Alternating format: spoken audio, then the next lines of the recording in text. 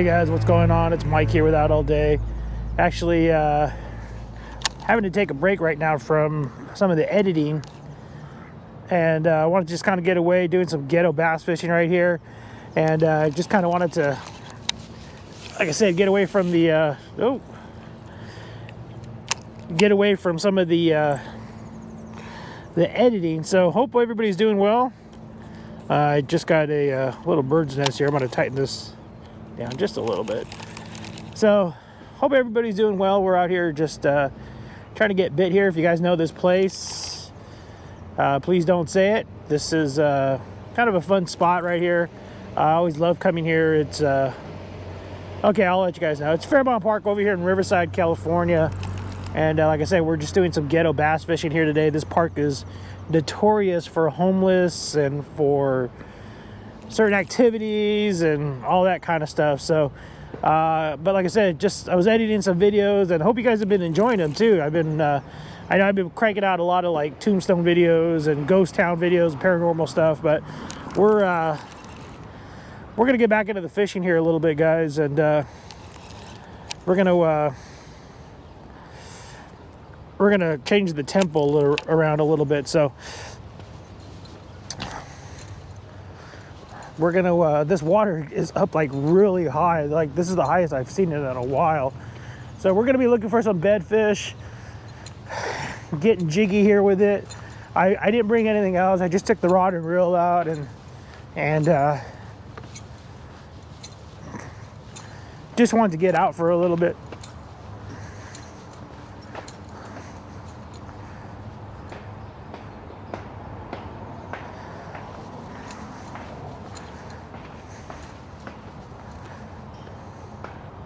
So again, guys, looking for some bedfish action, getting a reaction bite, throwing the jig. This is if you guys ever fished here before, this is a good little lake. I mean, the whole park is pretty good, but it does take a while for you guys to crack it. I don't care how good of a bass fisherman you think you are, this park will pretty much shut you down. Came here one day, tried something different. Ended up working really well. And I'll let you guys know this. If you guys stick to the end of the video, I'll let you guys know what I used. But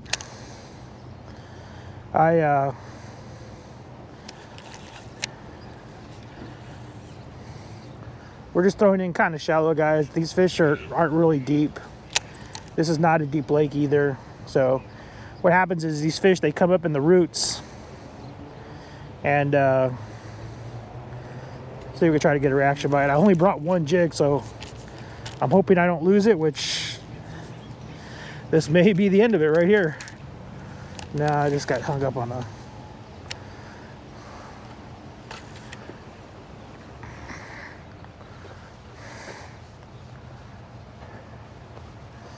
a stick here. All right, we're gonna go walk to my favorite corner of this lake right now. So hang tight, guys. So here's kind of what I was saying earlier, guys, about it being ghetto. People just kind of come in here, just leave their trash. It's pretty bad. But I wish I had a trash bag. I'll pick it up. I'll use that bag in a second. I'll just pick it up. So, all right, guys. So I'm seeing like a bunch of bluegill over here. Like tons of bluegill. The water is like really flooded. It's never been like this ever. Like I don't know how. Like they had some good rain, so the golf course is flooded, and I just saw all these bluegills just take off. So that's a good sign if there's bluegills here. That's definitely a good sign. There's bait fish. But we're looking for some big boy bass here. I haven't come across anything on the bed yet, so not sure if these guys are bedding yet. But I mean, it's, what are we, April 21st? I mean, they should be beds. I should see something. Not seeing anything yet. This water's, I thought it was clearer than what it was, but I mean, it's got a lot of like this scum on top kind of deal. So we'll see what we can come up with, but keep getting hung up. I'm actually using braided line because I know there's a lot of junk and stuff here, so I want to be able to get my jig out. So I got a black jig head, black skirt with a purple zipper there, and with a paddle tail. I'm gonna fix my paddle tail right now. All right, guys, we're just gonna keep walking around. Generally this is low enough I can walk around the lake, but they don't like you on the golf course too much, so I'm gonna check some lily pads around the corner and see if we can try to find some bass. But we're just on the search, guys. Again, just kind of chilling out. Just like I said, I had to get away, but I had to get out of the office for a while. All right, let's keep hunting. All right, guys, so we're just gonna kind of throw around here a little bit, try to pick up a bass or two here out of this vegetation. But let me know if you guys have fished here before. Fairmont Park in Riverside. It's pretty tough lake. With this park, everything kind of changes here, and you know, either it's going to be a really good jig lake, it's going to be a really good reaction bait lake here, or it's going to be could be a good swim bait, good top water. One year I saw like a bunch of frogs here, and I threw a frog and started catching them. So it just kind of depends on, you know, really what the bait is. So now seeing a bunch of bluegills, man, that kind of changes the tempo on a lot of stuff. So I've never seen so many bluegills pop out of here again. I really think somebody might have stocked them, which is good. So whoever put them in here, even though you're not supposed to, it's good forage for the bass, and yeah, you know, the bass thrive on this stuff. So, but also too, if you guys don't know the history about this place, it actually was dredged a while back ago and kind of ruined the fishery for quite some time. Kind of sucked. And so the fishing kind of took a hit a little bit, and they used to stock trout here back in the day, and I don't see any haven't seen trout here in a while. They just haven't done it. But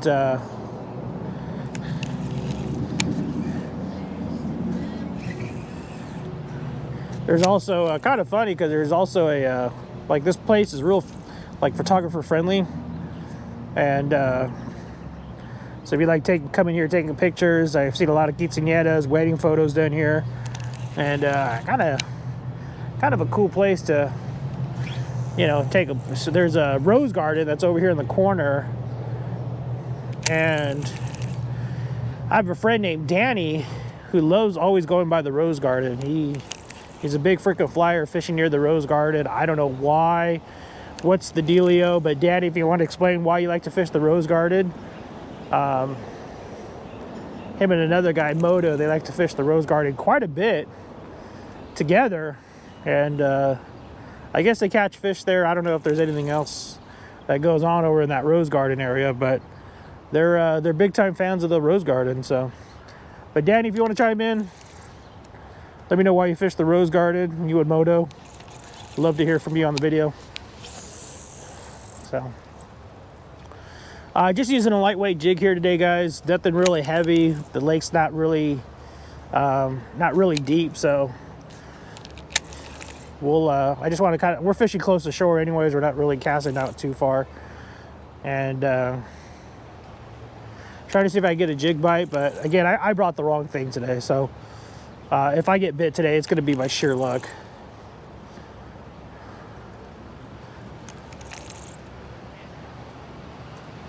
Or maybe a reaction or something. And for a place like this, guys, I use braid 100% of the time. There's just a lot of laydowns, a lot of structure all around here. So I use braid 100% of the time. This is actually, I think, my first Loomis rod that I bought. It's a telescopic rod. What is it? Like fast action, 12 to 20 pound, heavy action. So it's got a fast tip. And then I've paired it up with my old Corrado SF. This is why I love Shimano, guys. I've had this reel for over 20 years and it's still performing. I think I've had it serviced twice maybe, and it still keeps performing like a champ. So I've been kind of a big fan. I've tried Daiwa. I'm just sorry, Daiwa, but I'm just not, I mean, you just haven't sold me on anything that I've been impressed by. But every reel that I get from Shimano has just been smooth. They perform, they've lasted. And so I continue to get Shimano 100% of the time now. All right, guys, we're gonna go check out another spot. I know I said that earlier, but we're gonna move out of here. I'm gonna go fish this corner. There's a bridge that I want to check out, and we'll go check that out in a minute. All right, guys, we're back over here checking out another spot. Look, I'm giving you all my bass fishing spots here, guys. So this little cut has been pretty productive right here. I've seen some big bass come through here, and I've caught a bunch of bass out of here. So we're gonna see what we can come up with here in a minute. The water's like really mucky, but it's got a lot of, I mean, it's really stained here, so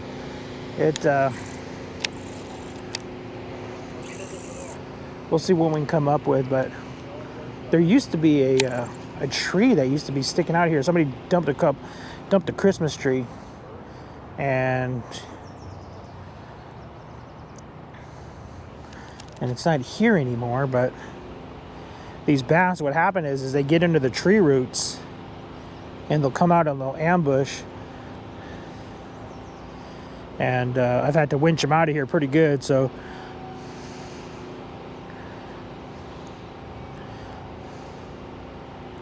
but caught some of the biggest bass in my life here in this little corner.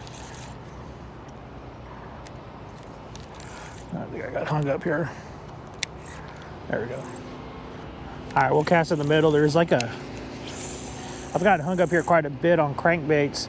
There's actually like either some wiring or maybe a shopping cart or something down here, but I've lost a few lures, so I don't want to cast too far out there. I don't know if they've gotten it by now, but probably not.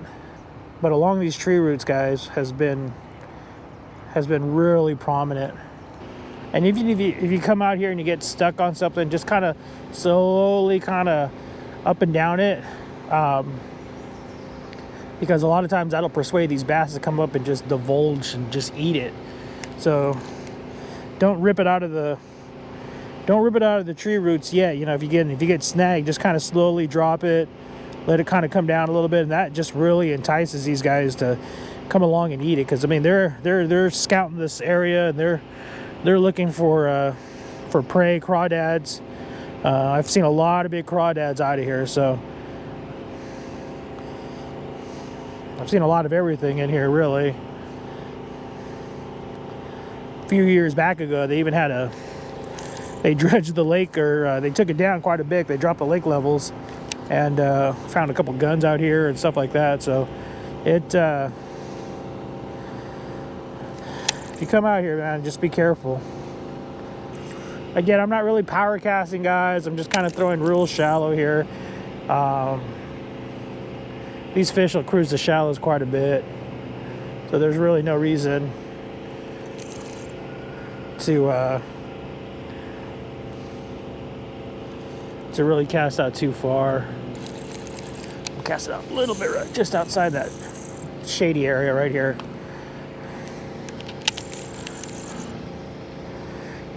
Yeah, I love fishing braid, guys. I could just really feel a lot of the structure and feel the bite. And I've been kind of a fan of Power Pro for quite some time. Again, about 20 years now when I first got introduced to it. And it took me a minute to adjust, but once I did, it was golden. So if you guys throw straight braid on your reels and stuff, let me know. I'd love to hear from you. But again, again, just the braid has just brought so many more benefits, especially for bass fishing. Trout fishing, yeah, I'll go, floor or something like that, something a little bit lighter. But for bass fishing, the braid, getting your stuff in and out of you know, getting your stuff out, you know, not worried about abrasion or anything like that. I mean, it's just, it has more benefits than anything. And I figured, you know what, if the fish are hungry enough and aggressive enough, they eat, they're going to eat. So these fish here, they're not too line shy. They've seen everything in the boat, but everything in the water, I should say. But you know, if you catch 2 bass here on this lake, like, you've had a pretty good day. And I think there's a few people that can vouch for me on that. Like, it's not a real numbers lake, but it's a quality lake. So even though you may not catch a lot of fish, you might catch 2 fish, but it's going to be quality. And that's what I like, quality. I'll take 2 quality fish over a bunch of little dingers. But right now I'm just looking for fish. So I might just take some bluegill. All right, guys, so one of the reasons why I like to fish jigs here is because jigs are good go-to bait year-round, regardless if it's wintertime, springtime, fall. Jigs can perform here year-round. So that's why I decided to bring a jig. Now, with spring, I probably should have brought a crankbait rod or something and just kind of, you know, see if I could try to get a reaction bait. But again, I had a rod ready to go. I already had this black jig head tied on, so I want to kind of get out here. And also too, guys, I want to show you this jig real quick. This is just something I believe. This is just my confidence booster, but this actually has a wire. It's actually wire tied to the jig head.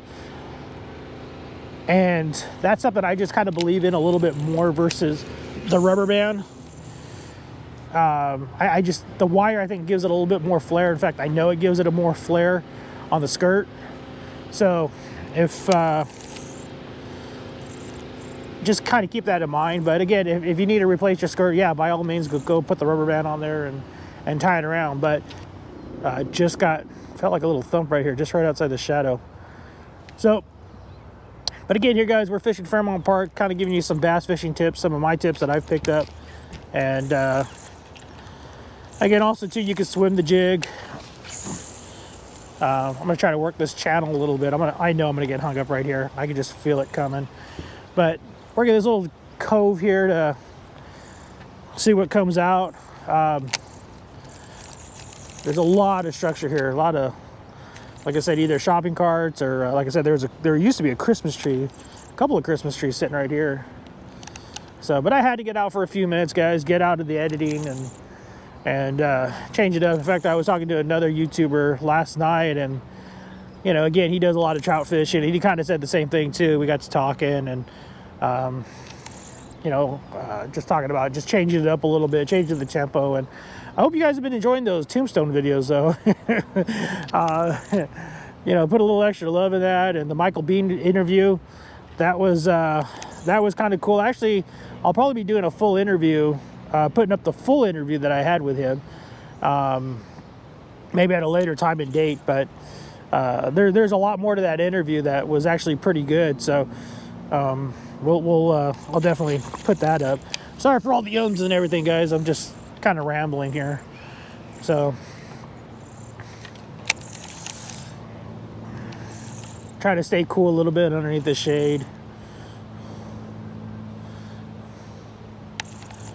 But yeah, you know, you guys change it up a little bit. You know, if you guys want to swim your jig a little bit, kind of give it a little reaction. There's nothing wrong with swimming the jig. You know, and then dropping it straight down. Let's get back in this little deep pocket here. Or if you just want to pop it out of the tree roots, that's always a plus. You know, get that reaction bite, especially this time of year. So we'll try to let it flare up.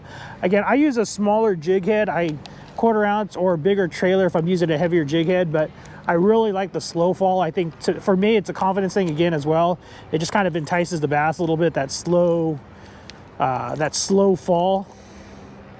And it really, I think it just makes a difference. Now, if I'm fishing deep and I want it to get down there, of course, obviously I'll put a bigger jig head and get down there. But for the most part, guys, I'm fishing a smaller jig head. I want to say this is about a 1/4 ounce, maybe a 1/2 ounce. I think it's a 1/4 ounce jig head.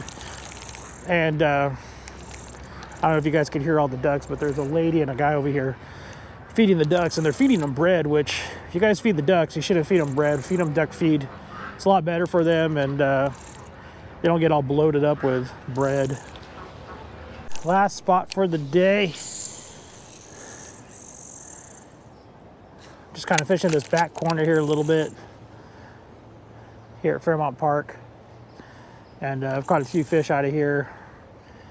And we're gonna see. I may walk the tree line a little bit. I don't know yet, but we'll, I gotta get back. I got some honeydews I gotta take care of, so we may be cutting this trip a little bit short, but oh, big old carp just splashed, or something over there just blew up. I'm banking it looked like a carp. So, oh, I got hit, getting hit. Yep, there he is. Fish on, guys. Oh, little guy. Oh, he got off. Oh, my reel just like busted on me. That was crazy. Little guy right here. I don't know if you guys saw, but yeah, that was kind of cool. So, well, that was exciting.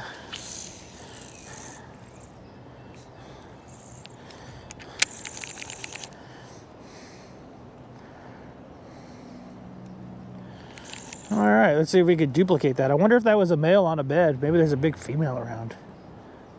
All right, so here at Fairmont Park, this is the kind of stuff that I like to fish right here. Right here, the tree roots have kind of grown out and they kind of sat on top, so the bass will kind of tuck themselves right underneath there. So you want to try to fish as close as you can, but I'm hoping to see I haven't seen any bed fish, I haven't seen anything pop up, but I'm hoping to see a bed fish or something, try to get something for you guys on video.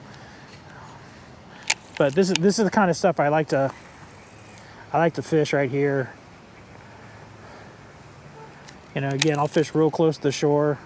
You know, I really think I brought the, I think I should have brought a reaction bait and probably some blades or something. I should have brought spinner baits. Spinner baits, I like throwing spinner baits here too. That was kind of what I was going to share with you guys earlier. Spinner baits have done very well for me here too. White, the greens, and you know, something with, I usually use like a double willow leaf on my blades. So I like to burn them as quick as I can. Here, I don't want to give the fish too much of a chance to see it. When I work reaction baits here, I'm burning them, guys. So again, I'll take about 2 or 3 with me because I know I'm going to be losing some, because I'll put them in some of the nastiest stuff. And I'll actually use the same rod here, you know, with P-line and with Power Pro here. I'm sorry, with Power Pro, get the braid on there, and really just kind of wing it out there and burn it. So so right now, like again I only brought 1 rod with me, but again, with this little ripple right here, and I've been seeing some little flickers over here.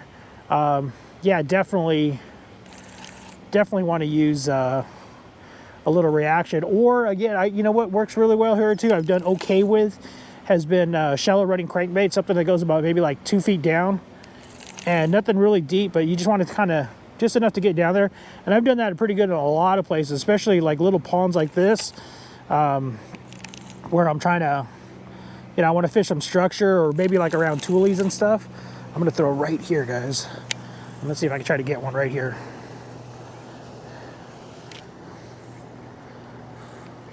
Let it sit there for a sec. But this has been really, this little stuff right here is promising.